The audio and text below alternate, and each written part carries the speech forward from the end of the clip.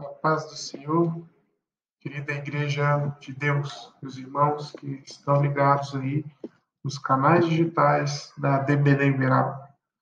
Hoje passaremos a expor, por um breve período, sobre a nossa lição de número 12, que nos traz o título Por Jesus, o Homem Perfeito.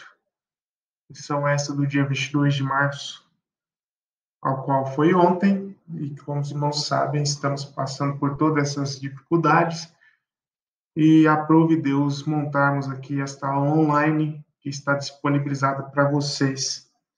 Sem perca de tempo, vamos prosseguir aqui para as aulas, para a lição propriamente dita, que o texto áureo se encontra em Lucas capítulo 2, versículo 52, quando mostra que Jesus crescia em estatura e em graça para com Deus e com os homens. A verdade prática nos mostra verdadeiro homem, verdadeiro Deus. O Senhor Jesus Cristo é igual ao Pai e semelhante a nós. Sua divindade e humanidade não são aparentes, são reais, perfeitas e plenas. Então, meus irmãos, discutiremos justamente algumas questões da divindade de Cristo, da sua humanidade e da sua perfeição. Veremos que Jesus não se despôs da sua divindade quando passou aqui na Terra, que ele foi sim homem, mas por momentos, na própria palavra, vemos a questão da sua divindade sendo exposta. Porém, ele estava realmente em um estado de humilhação, em um estado ao qual aprove Deus que o próprio Senhor Jesus estivesse, para que, a partir desse estado, alcançasse o estado de exaltação. Então, meus irmãos, a leitura bíblica também no capítulo 2 do Evangelho de Lucas, do versículo 40 ao 52, nos diz que e crescia o menino e se fortalecia em espírito, cheio de sabedoria, e a graça de Deus estava com ele.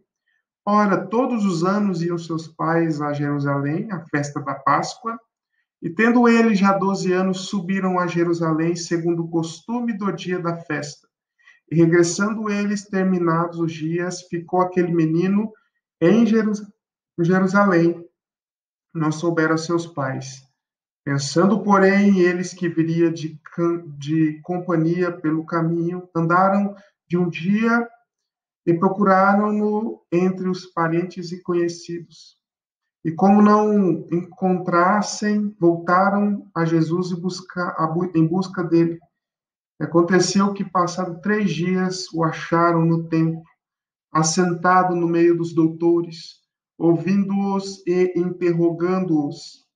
E todos os que ouviam admiravam a sua inteligência e resposta. E quando viram, maravilharam-se, disse-lhe sua mãe: Filho, por que fizeste assim para conosco? Eis que eu e teu pai ansiosos te procurávamos. E ele disse: Por que é que me procuráveis? Não sabeis que me convém tratar dos negócios do meu pai? E eles não compreenderam as palavras que lhes dizia. E desceu com eles e foi para Nazaré, e era-lhe sujeito, e sua mãe guardava no coração todas as coisas. Crescia Jesus em sabedoria, em estatura e em graça para com Deus e para com os homens. Glória seja dada ao Senhor. Logo, meus irmãos, aprendemos e vemos, inclusive a nossa própria declaração de fé das Assembleias de Deus, assim diz que a Bíblia ensina tanto a divindade como a humanidade de Cristo, e todo espírito confessa que Jesus não veio, e todo espírito que confessa que Jesus não veio em carne não é de Deus. A humanidade de Cristo está unida à sua divindade, pois ele possui essas duas naturezas, e essa união mantém intacta as propriedades de cada natureza. Logicamente, o fato que nós reconhecemos e entendemos das Escrituras, que Jesus é verdadeiro Deus, que Jesus é verdadeiro homem. No princípio, em João 1, capítulo 1, versículo 1, fala que o verbo era Deus e o verbo estava com Deus. Ou seja, já refutamos aí pelo menos duas linhas de pensamento, que uma seria o unicismo e outra seria o sabelianismo, ou o unicismo também, no princípio, era conhecido como o arianismo. Então, já refutamos duas doutrinas aí nessa primeira declaração do Evangelho de João, porque aí vemos um Jesus que estava com Deus, ou seja, um Jesus que também era criador, que contraria a visão de Ario, que Ario cria que em algum momento da existência esse Jesus havia sido criado por Deus, e o Verbo estava com Deus, mencionando também, contrariando a visão do bispo Sabélio, que ele cria que que Jesus era uma das manifestações de Deus, ou seja, uma forma de Deus se apresentar naquela época. E hoje, para o sabelianismo, o Espírito Santo seria a forma, e não distinguindo as pessoas da Trindade, retirando aí também a divindade de Cristo. Mas Jesus foi verdadeiro Deus e ainda é o nosso verdadeiro Deus, visto que hoje ele está sentado junto com o Pai. E hoje ele governa o mundo junto com o Pai. Ele iniciou seu reino, e nossa esperança é que um dia reinemos com ele, assim como ele hoje reina com o Pai. Logo, na lição passada, quem estava presente na última lição, viu que nós estudamos sobre o homem do pecado, a personificação do pecado que se há de revelar. Um homem tão vil e mau e cruel, que será liberto pelo próprio Deus, permitindo Deus que este homem haja contra todos aqueles que estiverem na face da terra durante o tempo. Hoje, os juízos de Deus sobre nós são juízes brandos, juízes segurados do Senhor, porque se o Senhor despejasse o seu juízo, não suportaríamos. Porque hoje, tudo que acontece, Deus tem um propósito, Deus está a par de tudo. Nada acontece sem que ele perceba ou dê a ordem, porque nós cremos que esse Deus é poderoso em todas as coisas. E, logicamente, a terra geme por causa do pecado que eu e você tem. E aqui a terra geme por este pecado que está em nós, na nossa natureza. Por isso buscamos a face do Senhor, buscamos estar próximos do Senhor para refutarmos o pecado e para adorarmos este Deus, não por medo, mas por amor e pelo desejo do nosso interior de louvar e adorar esse Deus. Jesus, Deus, está manifesto a sua eternidade com o Pai.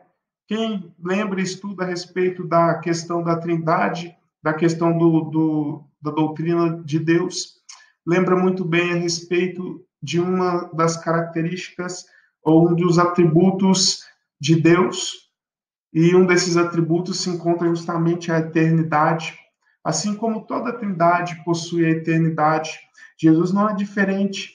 Isaías 9:6 vai dizer que ele é o próprio Pai da eternidade, ou seja, ele é desde o princípio, ele não foi criado, mas ele criou todas as coisas, conforme vemos em João 1:3, conforme vemos em Colossenses 1:16 e 17. Jesus estava no princípio criando tudo. Tudo que foi feito por ele também, que ele faz parte dessa obra criadora. Ele se esvaziou da sua glória, é importante mencionar. Ele se esvaziou da sua glória, mas não da sua divindade. Ele se esvaziou para viver um estado de humilhação, um estado onde ele foi humilhado pela humanidade. Humilhado, mas ele aceitou a humilhação, mas nós vemos o contraste e o grande equívoco que às vezes cometem é dizer que ele esvaziou da sua divindade, porque somente quem é divino e tem atributos divinos que pode receber títulos de Deus e não contestar isso, porque quando os discípulos falavam que tu és o mestre, tu és o Deus, ele não contestava porque ele sabia que ele o era. Somente Jesus aceitava a adoração porque ele sabia, porque ele era Deus, porque os anjos, que não são Deus, são seres espirituais que estão diante de Deus, que estão na face de Deus, que veem Deus. Quando acontece alguma manifestação, eles recusam a adoração. Eles recusam a adoração, mas Jesus não. Jesus aceitou a adoração.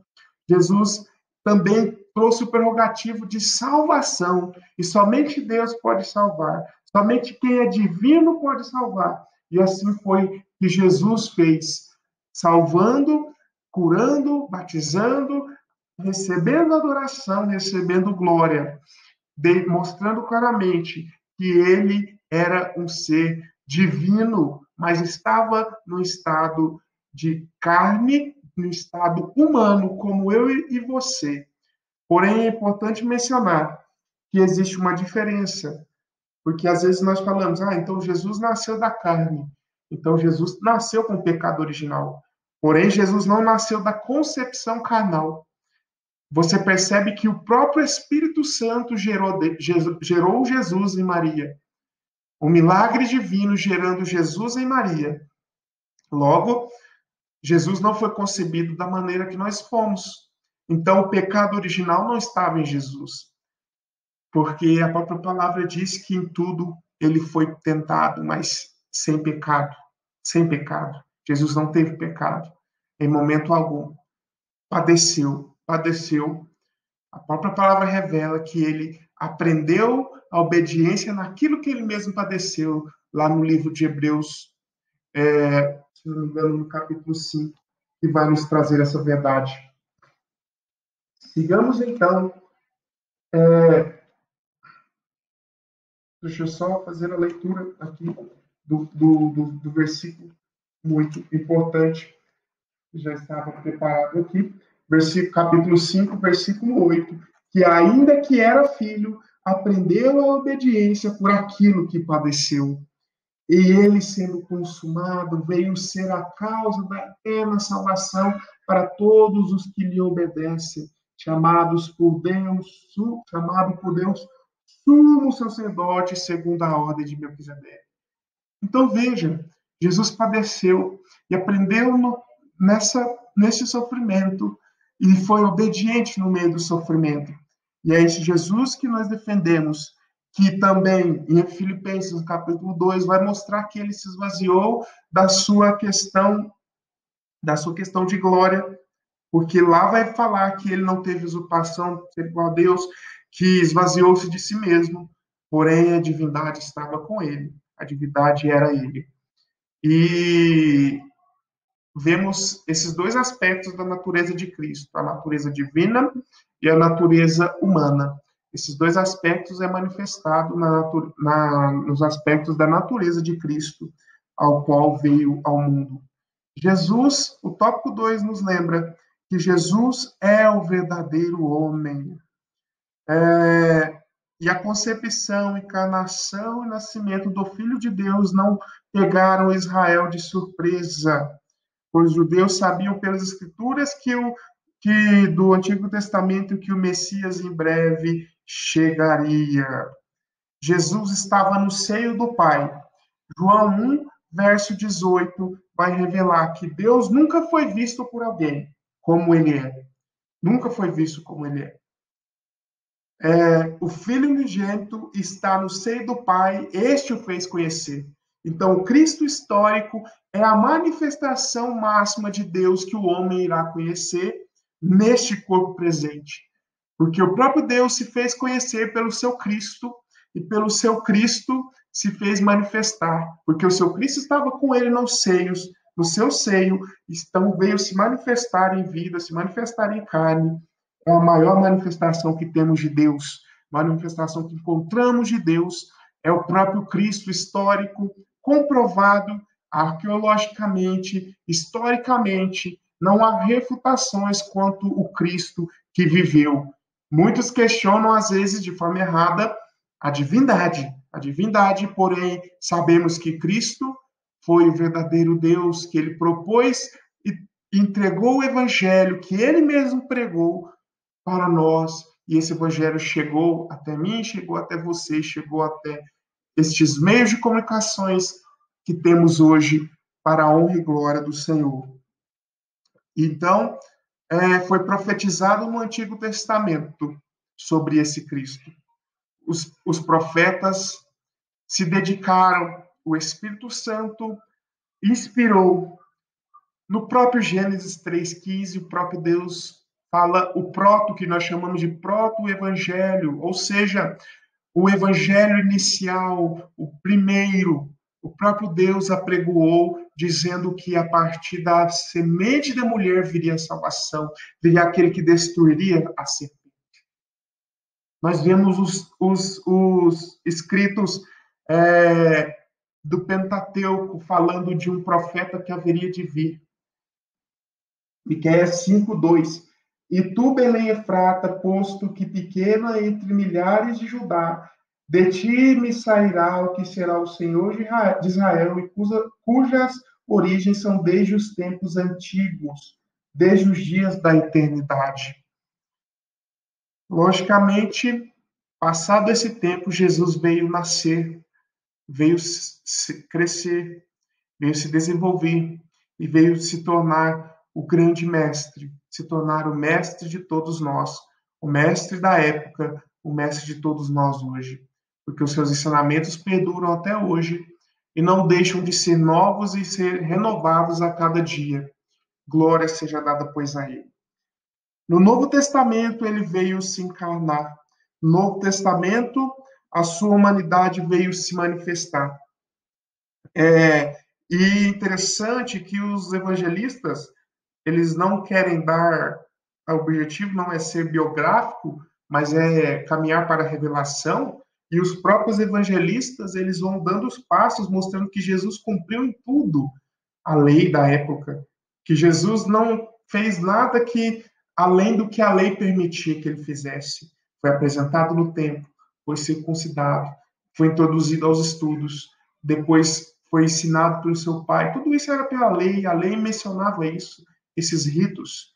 Em tudo Jesus cumpriu. Em tudo Jesus cumpriu para que não se houvesse depois quem falasse: aquele é um descumpridor da lei e quer nos ensinar a lei, mas ele mesmo mencionou que em tudo ele cumpriu e que ele não veio abrogar nem um tio desta lei. Quando ele fala de tio, ele está falando que é a menor letra, a menor composição de letras no alfabeto hebraico, então mencionando que nem a menor coisa ficaria sem ser cumprida, porque ele veio cumprir toda a lei e cumpriu com perfeição, mas ele mostrando que a lei passou, porque agora a lei é o evangelho, a lei é a vida em Cristo, para que o evangelho chegue a todos os povos, seja grego, romanos, judeus e gentios. E a salvação chegou por meio da proclamação. Sentiu questões físicas, dores, emoções, sendo um homem como nós, padeceu tentações, mas em tudo teve graça, em tudo venceu. Importante mencionar, Jesus nasceu na plenitude dos tempos. O apóstolo Paulo, no capítulo 4, versículo 4 e 5 da Epístola aos Gálatas, fala justamente disso, que ele veio na plenitude dos tempos, Deus enviou o seu Filho, nascido de mulher, nascido sob a lei, para remir os que estavam debaixo da lei, a fim de recebermos a adoção de filhos. Ou seja, em sua presciência, Deus levantou 3 significativos povos e culturas para preparar o mundo para o advento do evangelho universal. Israel tinha sinagogas espalhadas por todas as nações. A Grécia tinha o seu idioma, sua filosofia. E, finalmente, Roma tinha suas leis e estradas, pavimentações, questões legais em perfeito estado. Então, estava tudo preparado, no melhor estado, para que o mundo conhecesse Jesus, para que o mundo saboreasse a presença de Jesus. E foi o que ocorreu por muitos aproveitaram, mas muitos desprezaram.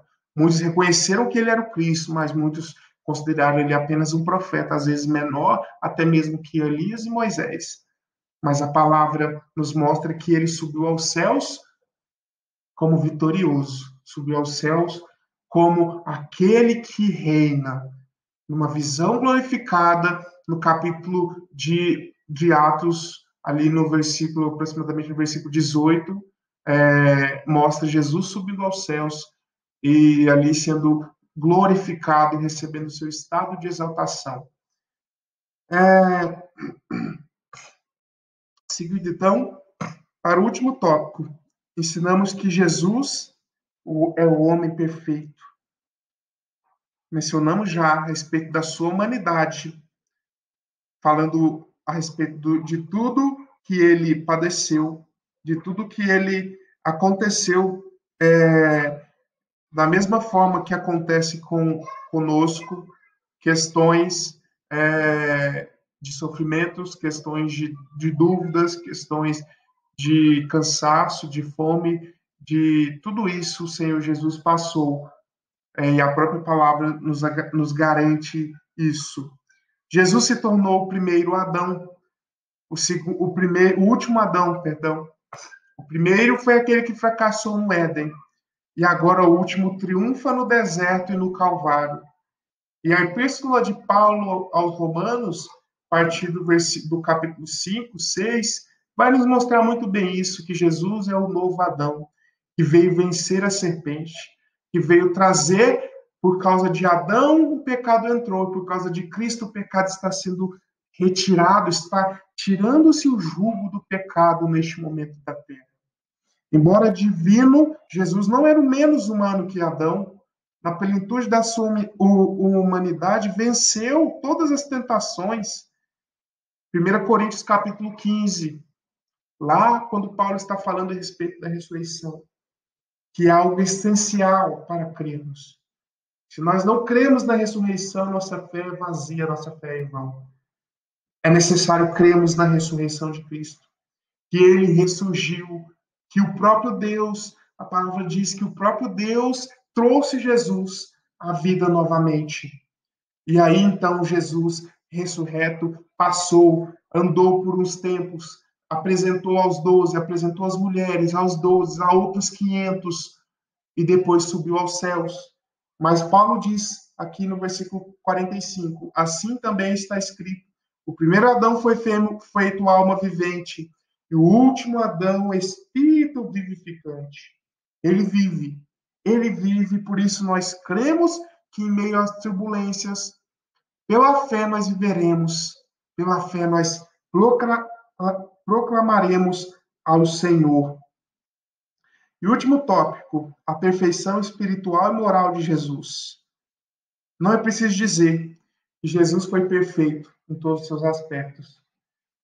É repetir o que nós já estamos dizendo, que todos vocês conhecem. Jesus foi moralmente. Quando nós falamos moralmente, é aquele aspecto que eu falei, no aspecto legal. Jesus foi aceito, a legalidade não pode deter Jesus. A legalidade não pode afligir Jesus, porque em tudo ele cumpriu. Jesus foi o exemplo maior moral que nós podemos ter. Inclusive, aqueles que não creem, às vezes, algumas linhas de ateísmo, não creem que Jesus é o Cristo, eles creem que, na verdade, Jesus é um grande homem moral somente, devido à sua excelência na moralidade. Que Jesus cumpriu moralmente, eticamente, né, todos os requisitos e ensinou isso de maneira esplendorosa nos seus sermões, né, nas suas pregações. Então, aqueles que não creem veem Jesus como um homem moral, simplesmente, talvez parecido com Platão, com Aristóteles, que também ensinaram sobre moralidade. Mas Jesus, A palavra nos garante, e a sua ressurreição nos garante. Os milagres que ele fez nos garante. As visões proféticas e sermões proféticos nos garante. Ele é o Cristo. Hoje ele reina. Hoje ele está olhando por mim e por você. Hoje, às vezes, o mal não vai chegar à sua casa, o mal não vai chegar na sua família, porque hoje ele olha por nós. Porque eu digo às vezes, porque existem situações que somos levados ao Senhor no deserto, somos levados e somos trabalhados nessas situações. Porém, Deus em tudo nos garante que podemos até sermos. Não foi isso que Paulo disse na segunda carta aos Coríntios, capítulo 4? Ele diz que em tudo somos abatidos, mas tem uma coisa: destruídos nós não seremos. Destruídos jamais. Porque a nossa momentânea tribulação, ela produz em nós um peso muito excelente. Então, aquilo que passamos aqui está produzindo efeitos magníficos na eternidade, que conheceremos quando Jesus voltar, com o seu exército anunciar que a salvação é chegada. Vinde benditos de meu Pai, conforme escreveu o evangelista Lucas. Então, em tudo, tanto no falar, no agir, nenhum dolo ou engano achava-se em Jesus. Era perfeitíssimo em todas as coisas. O apóstolo Pedro fala, porque na primeira carta de Pedro, capítulo 1, versículo 2, capítulo 2, versículo 21, 22, 23 e 24, que ele levando ele mesmo em seu corpo os nossos pecados sobre o madeiro, para que, mortos para os pecados, pudéssemos viver na justiça. Pelas suas feridas fostes sarados. Então, pelas feridas de Jesus, alcançamos a salvação e somos sarados da enfermidade do pecado.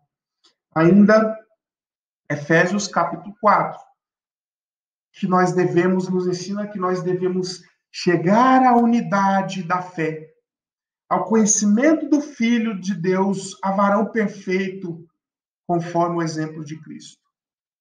Então, meus irmãos, encerrando, olhemos firmemente para o Senhor Jesus.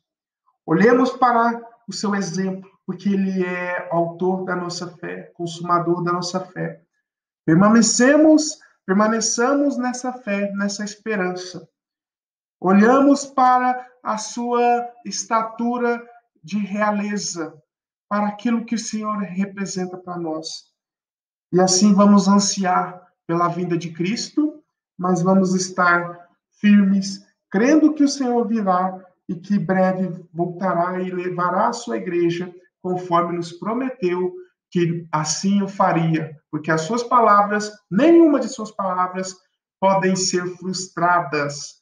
As palavras de Deus que contém nas Escrituras, as suas palavras não podem ser frustradas, mas hão de cumprir rigorosamente. Louvado seja Deus, Deus abençoe sua vida e até o próximo vídeo.